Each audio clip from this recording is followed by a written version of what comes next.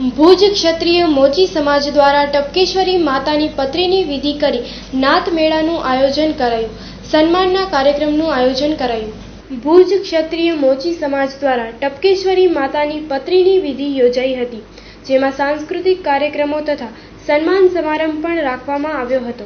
તારીખ 19/9/2016ના પત્રીની વિધિ તથા હવન કરાવવામાં આવેલ, જેમાં ભોપા બાબુભાઈએ વિધિ કરાવી હતી.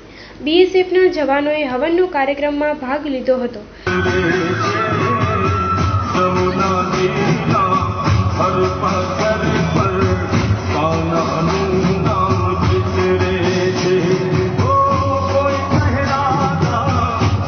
જ્ઞાતિના પ્રમુખ ચંદ્રકાંત જરાદીએ જણાવ્યું કે આ પત્રી વિધિ આમ તો રાજ પરંપરાથી થાય છે અને માતાના મઢ, રુદ્રાણી અને ટપકેશ્વરીમાં થાય છે.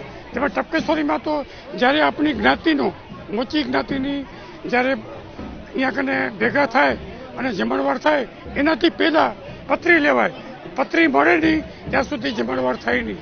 એટલે રાજ પરંપરા અને આપણી જ્ઞાતિ બે જ જણા પત્રી લેવાવાળા છે, બીજું કોઈ નથી.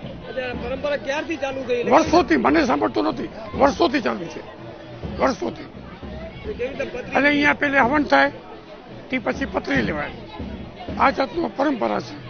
સમાજના આગેવાન મૂળશંકર ઝાલાએ કહ્યું કે આ ટપકેશ્વરી માતાનો જે મેળો યોજીએ છીએ ભુજ ક્ષત્રિય મોચી સમાજ તરફથી, જે વર્ષોની પરંપરા છે ને વર્ષોથી કરતા આવ્યા છે. અને અહીંયા માતાજીની અમે પત્રી, જેને જાતર કહેવામાં આવે છે, એ વર્ષોથી એક ખાલી ભુજ ક્ષત્રિય મોચી સમાજ જ લે છે, બીજો કોઈ અહીંયા આવેલ નથી. ને વર્ષોથી પરંપરા છે.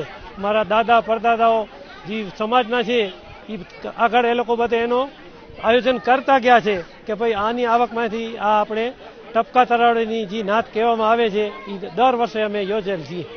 એમાં સાંસ્કૃતિક કાર્યક્રમ હોય છે, ભજન હોય છે, પછી રાસ ગરબા, એવો બધો સાંસ્કૃતિક કાર્યક્રમ આના સાથે સમાવી લઈએ છીએ. અને જે નાતના વડીલો કે જેનું પણ અમે સન્માન આ સાથે જ અમે સમાવી લઈએ છીએ. એ રીતે આ કાર્યક્રમમાં વિદ્યાર્થીઓનું સન્માન કરી ધાર્મિક કાર્યક્રમો યોજાયા હતા.